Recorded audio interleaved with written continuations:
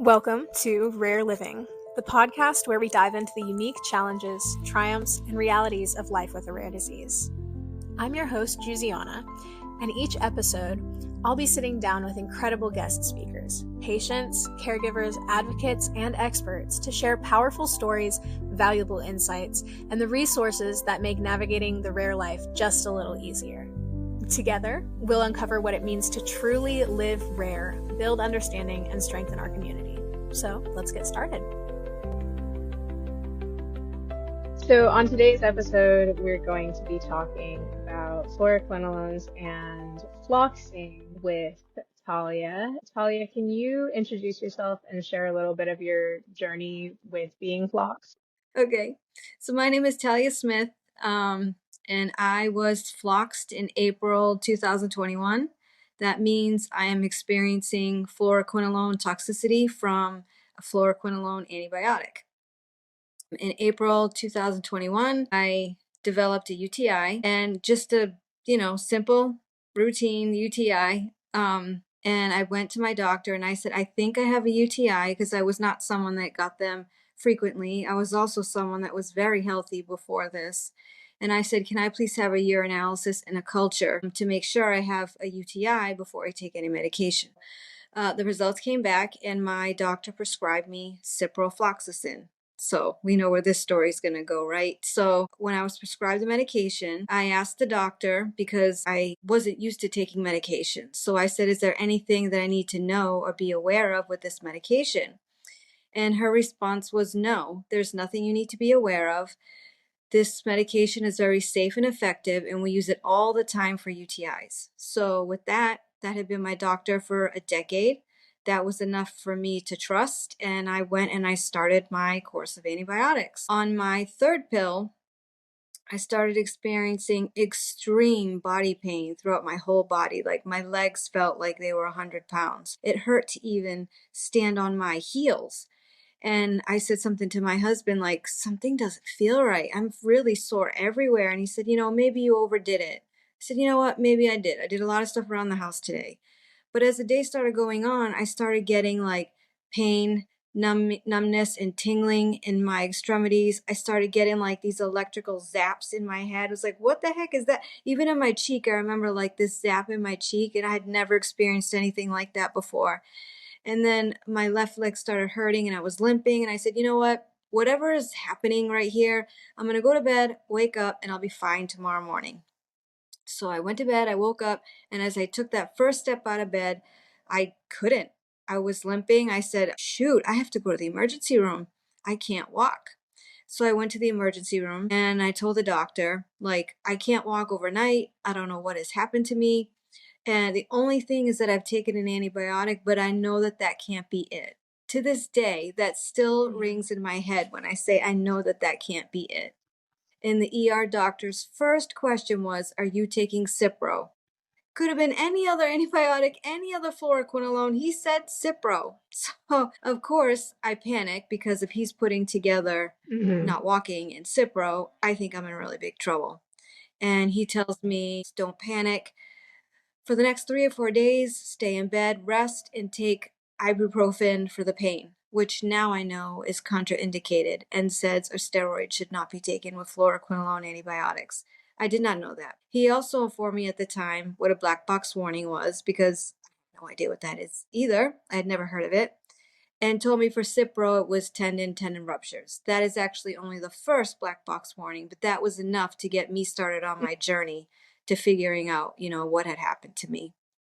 So fortunately, after that, I did not get better. I got worse, and I didn't understand. I'm resting. I'm taking your ibuprofen. Why is my pain increasing? Why do I have like this whole body vibration? Why am I having problems swallowing? And then there were all these random symptoms that I couldn't put them together. And don't Google, because you'll end up with 30 different diseases. So, I started becoming a frequent flyer in the hospital. I was never one to go, so I didn't even know how to navigate the medical system or doctors in general. And, at first they took me seriously. They seen my charts were empty.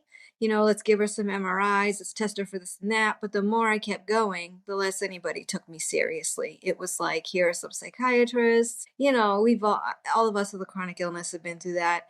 And then, I did go back and have a discussion with my doctor and say, look at all the research I did. And I found that fluoroquinolone antibiotics should be used as last resort when no other treatment options are available. And she just flat out didn't care, said she was going to continue to prescribe that medication because she always has, and she had never seen a reaction like mine before. So clearly that crushed me. I was so healthy.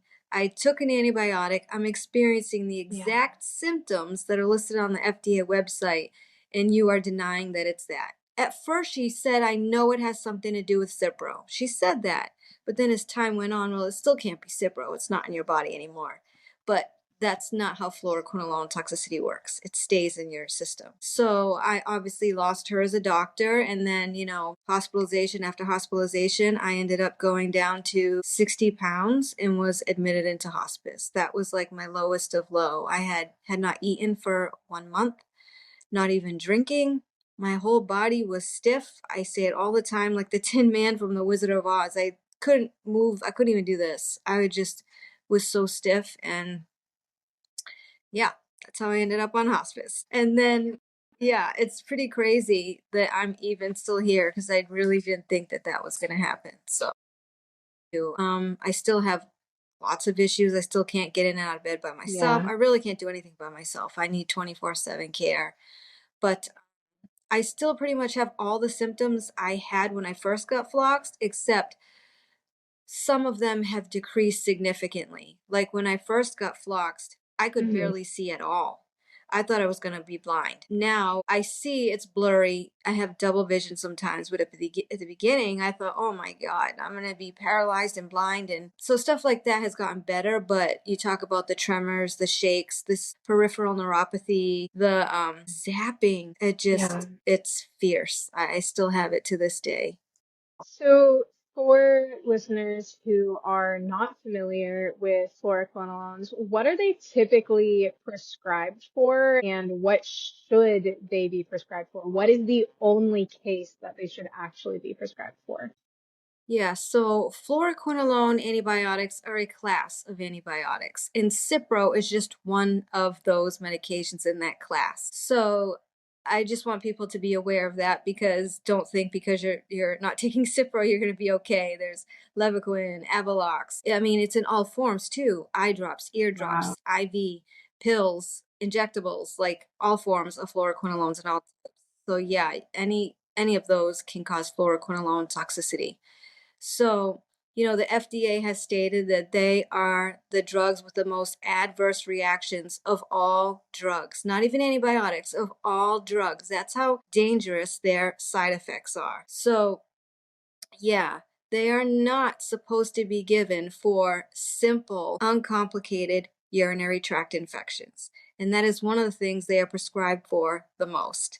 Regardless of what it's being prescribed for, the guidance from the FDA is still that it should be last resort. So if you are ever in a case where you are prescribed a fluoroquinolone, always ask for an alternative if there is one.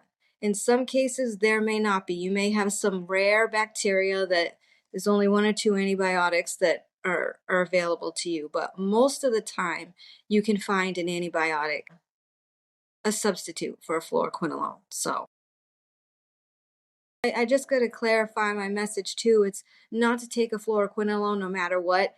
The message is to make sure it really is the last resort. If a doctor tells you it is, make them prove it. Like, show me the list, right? Don't just give me something because you're used to prescribing it. I feel like that's actually what's happening. They just always do it, so that's what they do now. So yeah, so it's not like don't ever take a fluoroquinolone. Just hear my story, know the guidelines so you can make an informed healthcare decision for yourself, whether you want to take that risk or not. There is no informed consent on fluoroquinolone antibiotics, so you're going to have to, do the research yourself. That's what I'm trying to help with. Yeah, for sure.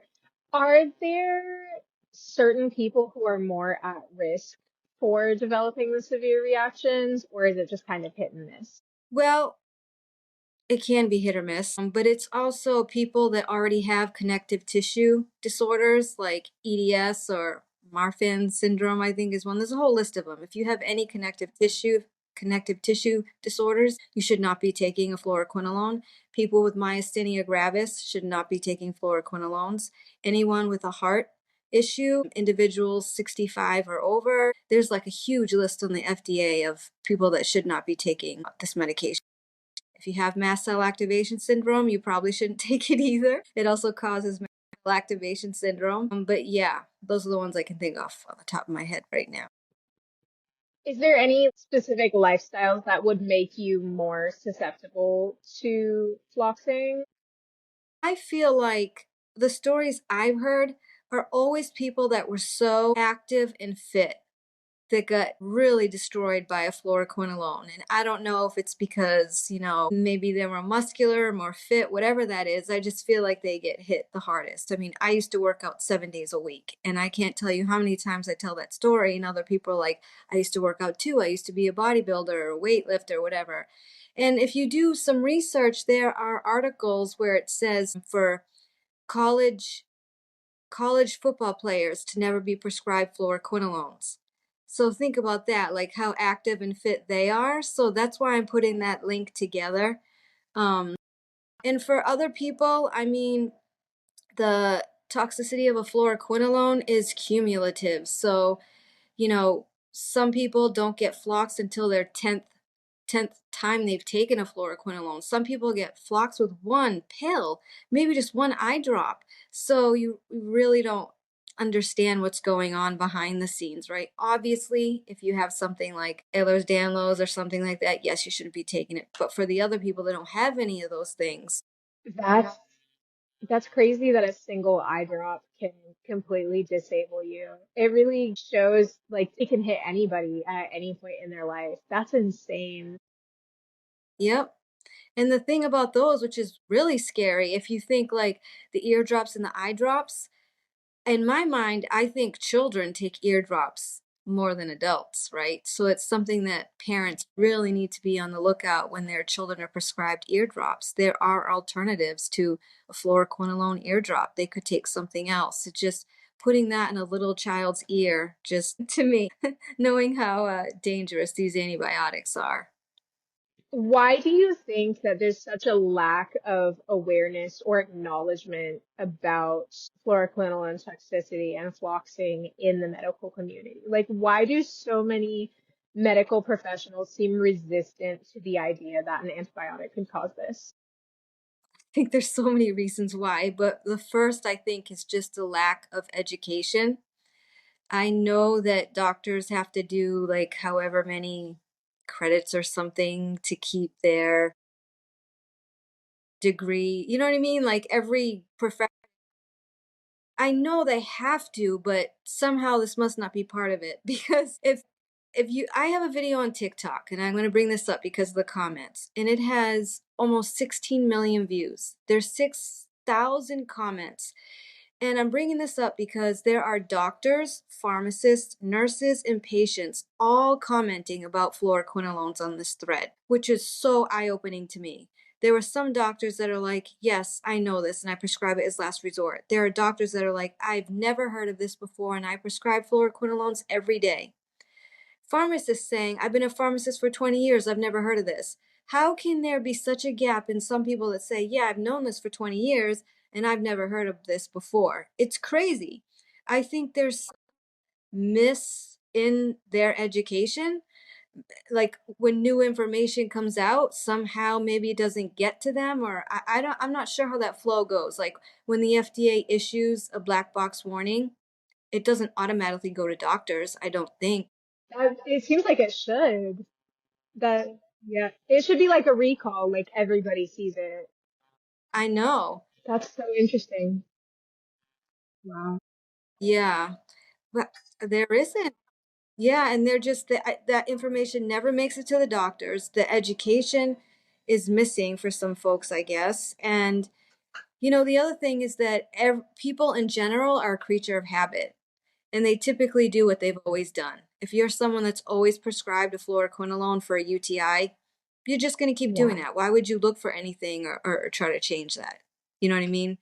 The other reason is that there's no repercussions whatsoever. They don't have to follow the guidelines. You know, when I talked to the FDA, they said they had no enforcement authority at the state level. So even though they issue these warnings, doctors can do whatever they want. So with that, if there were repercussions, I guarantee you, every doctor would be reading those warnings and not prescribing fluoroquinolones, but there aren't. And there's no informed consent. If there was informed consent, not all of us would know. So I got a petition out there for that. Yeah, I can link the Yeah. petition in the description of this episode and people can go sign it. So go sign the petition, everybody.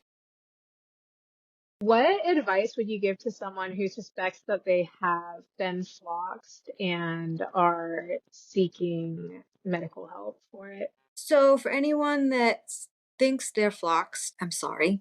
That's the first thing, because this is going to be a very lonely journey. Chances are you're not going to have any doctors that believe you, or they don't understand these constellation of symptoms we have. Unfortunately, you're going to have to be your own doctor in this space. It's just the way it works. But if you suspect that you have been floxed, the first thing I tell everybody is you need to stop doing things that may be making you worse or keeping you from getting better, such as, here are just a couple examples, taking any kind of NSAIDs, Tylenol, Advil, not Tylenol, that's not an NSAID, I'm sorry, Advil, Aleve, anything like that, even through the IV is even worse, taking any kind of steroids, taking any other fluorinated medications. So I have videos out there that people can see. It's like, I've been floxed. Okay, stop everything that may be making me worse or keeping me from getting better. That's the very first thing, because if you go off and try to do all these treatment protocols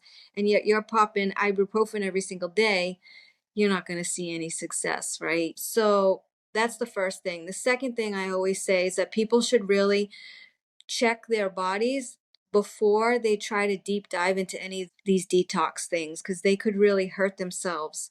Because when you try to do these crazy detox protocols, especially any IV protocols, they're very intense.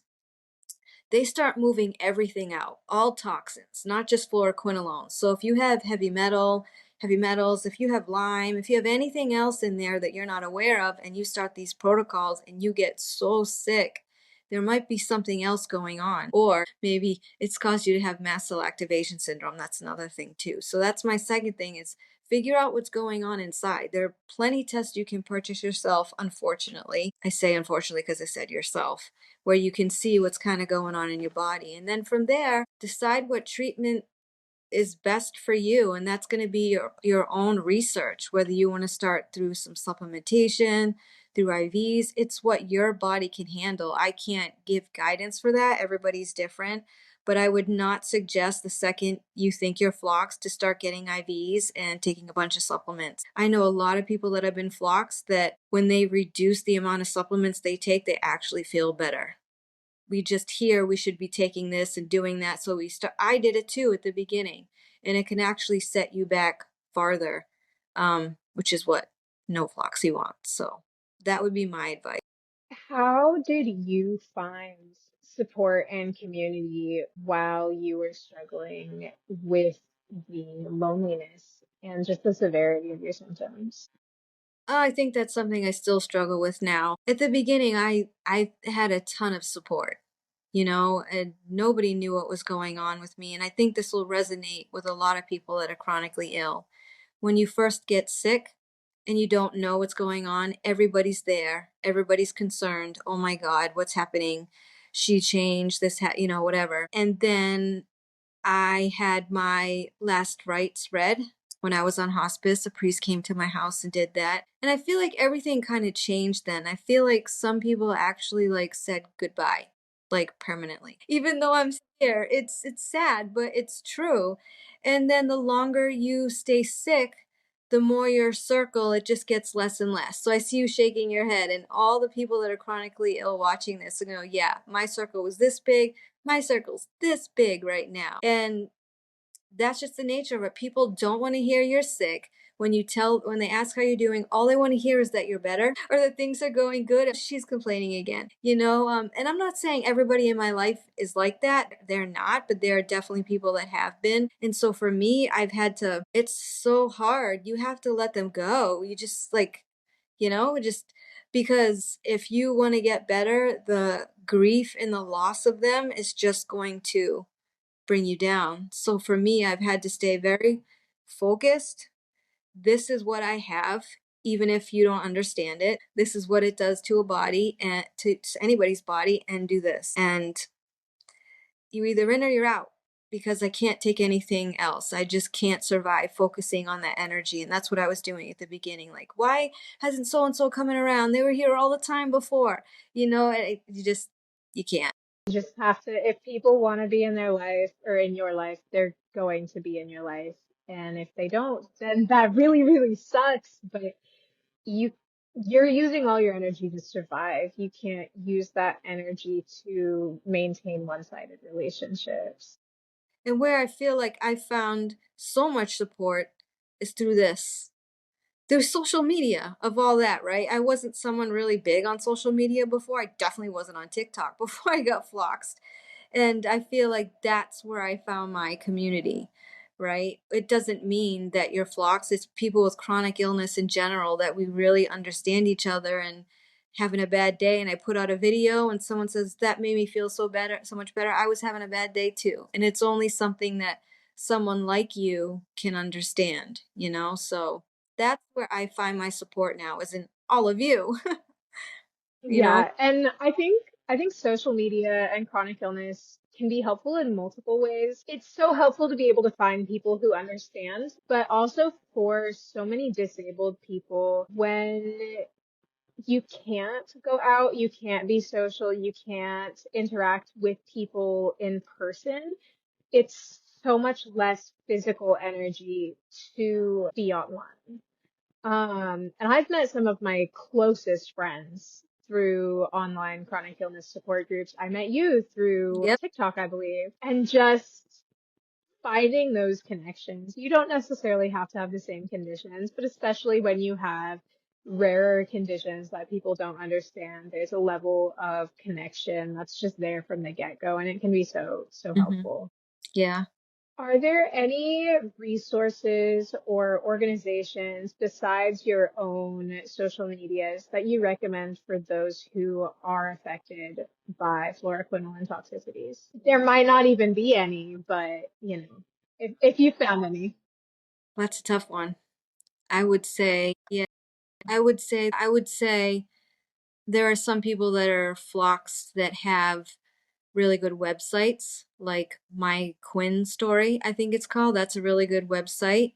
He was floxed by Levaquin. Tanya has a good website. I think Kylie Celebrate the Little Wins. They have a lot of information out there, along with I can never remember the exact words. 24/7 support fluoroquinolone toxicity. It's on Facebook. It's a group. There's over 8,000 people in there that are suffering from fluoroquinolone toxicity. That's a really good support group to belong to. And then there's also our Floxies on Reddit. That's a really big group too. But other than that, I can't, like, there's no organizations. It's more like other people that have been floxed that are releasing this information for your help. I always suggest Dr. Pipa's book, the Blue Book, the Bible for fluoroquinolone toxicity, and Dr. Cohen's book on fluoroquinolones. Those two are really good to read when you first get sick, so you just understand the mechanics of what's happening in your body. Because if you don't understand that, you're going to have a hard time,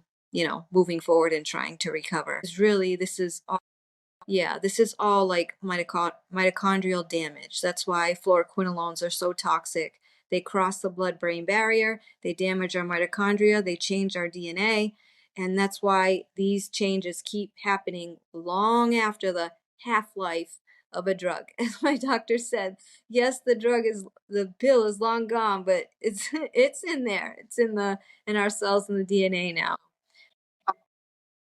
That's all I can think of. It's just not widely recognized enough yet. But with the new codes in October, I think that that'll change over time. Doctors are going to have ICD-10 codes for fluoroquinolone adverse effects. So people will be That's able to be good. That's tagged. amazing. Yeah, yeah. That's amazing. Yeah. What message would you like to share with healthcare providers about I'm fluoroquinolone just kidding. This is a toxicity tough and one. listening to It's hard patient to answer when you've experiences? been so treated so negatively. So I'm going to try to take any emotion out of my response and say doctors should give their patients the benefit of the doubt. Listen to them and don't automatically assume that something is in their head. I think there are so many people that are floxed. That's the first place the doctors go to. Just because a doctor doesn't understand constellation of symptoms doesn't mean that doesn't mean that something is not going on, right? And I think a lot of times is a thought that I'm the doctor, I know everything, and when you try to have conversations with doctors the way I did, just an open, calm conversation, my doctor was upset with me. And it's like, I'm not trying to make you upset. I'm trying to have an open dialogue with you. And that's what patients need to have with their doctors, open dialogues. And if you can't have that, then get another doctor. And I know that's hard to say because then the other one might be like that too. But I think doctors just need to, 5 minutes doing a Google search. If a patient tells you they have this thing that you've never heard of before, Google it, look it up, give them some benefit of the doubt, pay attention to them at all. I think things would be different. So many of us have been written Yeah. off since day one. And for me, I never let go of that fact. I've been poisoned by Cipro, poisoned by a fluoroquinolone. I didn't care what anybody said to me. I knew it and I would not let that go. And for a lot of people, they just be quiet about it. They too afraid to say anything, and it's unfortunate. So that would be what I'd be saying to doctors is Yeah. try to be more caring and open-minded to patients.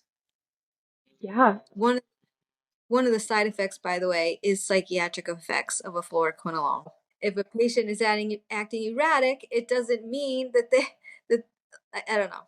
It's the fluoroquinolone that's causing those things, is my point. I completely understand. One of my conditions causes brain inflammation, which can cause major psychiatric issues. And they wanted to admit me into the psych ward. The hospital wanted to admit me to psych, and I was really lucky that I had a doctor who would not let them and was adamant that this is what was going on because I would have Mm-hmm. just been labeled as Yeah. crazy and not gotten help. It's really tragic that It, it's like how many people have just been completely brushed off. It it makes this journey even lonelier. does. It really does. Is there anything else that you'd like to share about your journey, about advocacy, about floxing, anything before we finish up for today? I guess I'd like to say, because I've heard it a lot since even before the holidays, it's a rough time for anyone that's chronically ill. It's January, and I think we're all still feeling like being down from all of that. But I keep telling people I didn't think that I would still be here.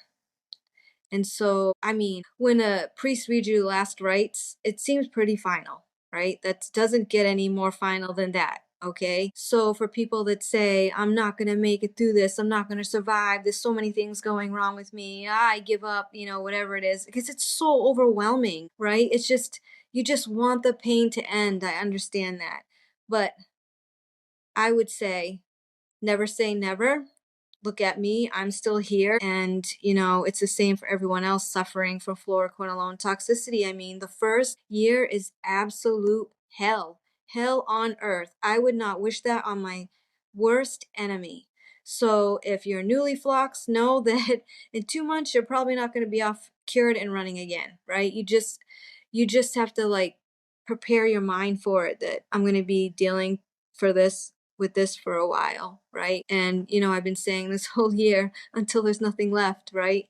You keep fighting until there's nothing left, and get support where you can. It doesn't mean it's from your blood, from your family.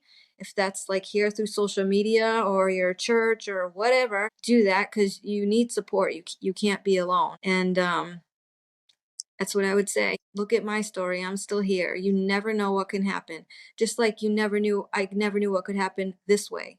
I never knew I would take an antibiotic and get disabled. I also didn't know I would survive from hospice. So here we are. That's amazing.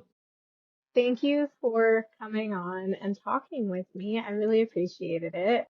Thank you for having me.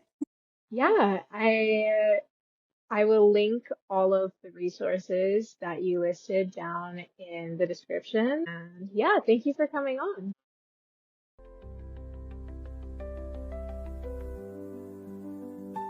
Once again, this is your host, Giusiana.